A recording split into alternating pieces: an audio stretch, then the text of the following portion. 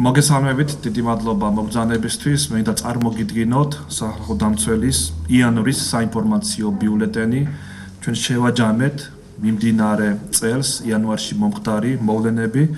თუმცა ასევე ბიულეტენში იხილავთ მოკლე ინფორმაციას გასულ წელს ქვეყანაში მიმდინარე მოვლენების შესახებ, ისევე როგორც სახელმწიფოს აპარატში განხორციელებულ ცვლილებებთან დაკავშირებით, მათ შორის ადამიანის ცვლილებათა აკადემიის და ცხელი ხაზის ამოქმედების შესახებ, რომელიც გასული წლის ბოლოს მოხდა, ასევე სხვა მნიშვნელოვან მოვლენებთან დაკავშირებით არის საკმაოდ დეტალური ინფორმაცია. იანვარში ასევე ჰქონდა ადგილი ჩვენს მიერ საკანონმდებლო ინიციატივის წარდგენას, როგორც სახელმწიფო საკონსტიტუციო კომისიაში, ასევე პარლამენტში, საუბარი არის საკონსტიტუციო სასამართლოს უფლებამოსილების გაფართოებაზე, რაც მართლმსაჯულების ხარვეზების გამოვლენისა და გამოსწორების შესაძლებლობას იძლევა და მე იმედი მაქვს, რომ პარლამენტის ბიურო დაუბრუნდება ამ საკითხს და განიხილავს უახლოეს პერიოდში. ბიულეტენში ასევე იხილავთ ინფორმაციას იმ რეკომენდაციების საწინააღმდეგოების შესახებ, რომელიც იყო მომზადებული ჩემი აპარატის მიერ, მათ შორის ერთ-ერთი ყველაზე მნიშვნელოვანი არის პარლამენტისთვის გაგზავნილი წინადადება საკანონმდებლო დონეზე ხმაურის დარეგულირების საკითხებზე. საუბარი არის საერთაშორისო სტანდარტებთან შესაბამისი ფორმით ამ პრობლემის დარეგულირებაზე.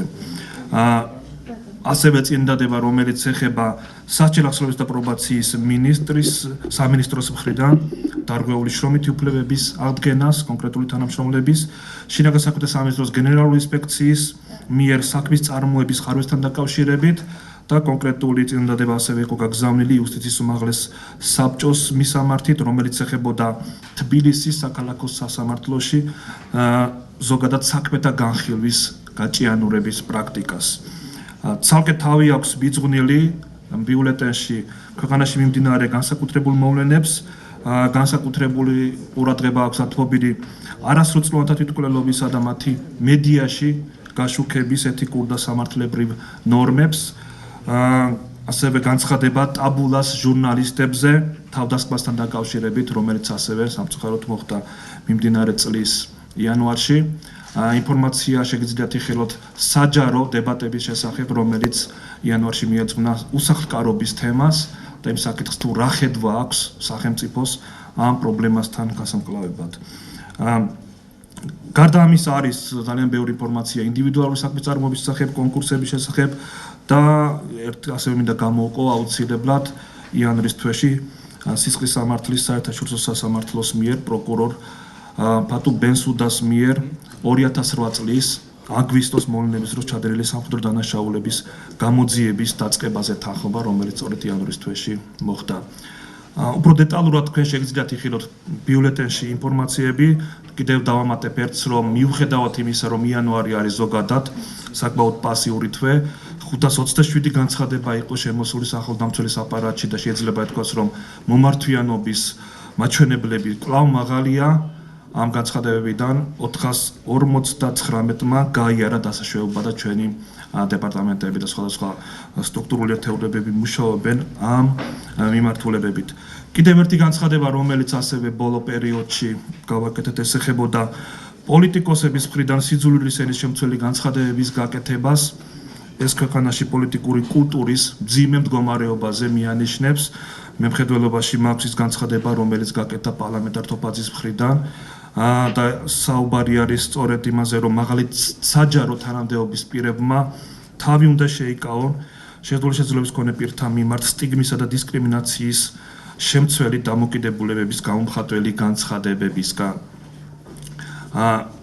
კიდევ ერთი განცხადება უკავშირდებოდა პარლამენტის მიერ დაწყებულ განხილვას რელიგიური გრძნობების შეურაცხყოფის ადმინისტრაციულ სამართალდარღვევად გამოცხადებასთან დაკავშირებით. ჩვენ მივიჩნევთ, რომ წარმოდგენილი საკანონმდებლო ინიციატივა, როგორც შინაარსობრივად, ისე ფორმის თვალსაზრისით, ცალსახად მოდის წინააღმდეგობაში გამოხატვის თავისუფლებასთან, ეწინააღმდეგება კანონის განჭვრეტადობის მოთხოვნას და არის საკმაოდ ბუნდოვანი. იმის გათვალისწინებით, რომ ამ ნორმით შემიღებული სიკეთე ძალიან საეჭვოა, გამოხატვის თავისუფლებისა და დემოკრატიისთვის მიყენებული ზიანი კი ერთმნიშვნელოვანი ნორმა წარმოადგენს გამოხატვის თავისუფლების არაპროპორციულ შეზღუდვას და ეწინააღმდეგება როგორც საქართველოს კონსტიტუციას, ასევე ადამიანის უფლებათა საერთაშორისო დოკუმენტებს. ამ მსგავსი ინიციატივა 2013 წელსაც იყო ასევე პარლამენტის მიერ ინიცირებული, მასაც მოყვა იმ პერიოდში როგორც ჩვენი ასევე სამოქალაქო საზოგადოების მკაცრი კრიტიკა და იმ პერიოდში პარლამენტმა არ დაიწყო, არ გააგრძელა ამ საკითხის განხილვა. იმედი მაქვს, რომ ამ შემთხვევაშიც მოხდება ჩვენი პოზიციის გათვალისწინება. კიდევ ერთი საკითხი, რომელიც ასევე მედია საშუალებებით გავრცელდა ბოლო პერიოდში და დღეს სახალხო დამცველი გამოეხმაურა, ეს გახლავთ 23 იანვარს ქალაქ ახმეტაში სავარაუდოდ ეთნიკური ნიშნით სამართალდამცავი ორგანოების წარმომადგენლების მხრიდან ეთნიკურად ქისტი მოქალაქეების მიმართ შესაძლო ძალადობის ფაქტებთან დაკავშირებით. დაზარალებულების მტკიცებით სამართალდამცველების აგრესიული ქმედებები მას შემდეგ დაიწყო, რაც აღმოაჩინეს, რომ ისინი ეთნიკურად ქისტები იყვნენ. ინციდენტის დროს სამართალდამცავების მხრიდან ფიზიკურ შეურაცხყოფასთან ერთად ადგილი ჰქონდა სიტყვიერ შეურაცხყოფას და მათ ეთნიკურ წარმავლებაზე აქცენტირებას. აღსანიშნავია, რომ ინციდენტში რიგითი სამართალდამცავების გარდა რაიონული სამმართველოს უფროსიც მონაწილეობდა, სწორედ ამ და რომელიც ასევე იყო აგრესიულად განწყობილი ამ მოქალაქეების მიმართ. ეს არის ის ინფორმაცია, რომელიც ჩვენ გვაქვს დაზარალებულებისგან. ჩვენ გმობთ ყოველგვარ ძალადობას, მით უფრო თუ კი ძალადობა მომდინარეობს იმ უწყების წარმომადგენლების მხრიდან, რომელთა უპირველესი მოვალეობა სწორედ მოქალაქეთა დაცვა არის ძალადობისგან. ამასთან შეშფოთებული ვართ იმის გამო, რომ სამართალდამცავი ორგანოების მხრიდან ძალადობა შესაძლოა მოტივირებული იყოს ეთნიკური წარმავლობით, რაც სიძულვილით მოტივირებული დანაშაულის ნიშნებს მოიცავს. ჩვენ მივმართავთ პროკურატურას დროულად და ობიექტურად გამოიძიოს აღნიშნული ფაქტი და ზოგადად წაყრუება სამართალდამცავი ორგანოების წარმომადგენლების მხრიდან განსხვავებული ეთნიკური წარმავლობის ან რასიზმის სხვაგვარი გამოვლენის მიმართ სახელმწიფოს მხრიდან საერთოდ დაუშვებელია. მსგავსი ქმედება ეწინააღმდეგება არა მარტო ადამიანის საყოველთაოდ აღიარებულ უფლებებს და თავისუფლებებს, არამედ კანონმდებლობას, მოქმედ კანონმდებლობას, ეთიკის კოდექსს და სახელმწიფო ინტერესებს. მე იმედი მაქვს, რომ მალე ვიხილავთ კონკრეტულ შედეგს და ეს კონკრეტული ინციდენტი იქნება გამოძიებული სამართალდამცავი ორგანოების წარმომადგენლების მხრიდან. ეს არის ძალიან მოკლედ, თქვენ დეტალები შეგიძლიათ იხილოთ ჩვენს იანვრის ბიულეტენში.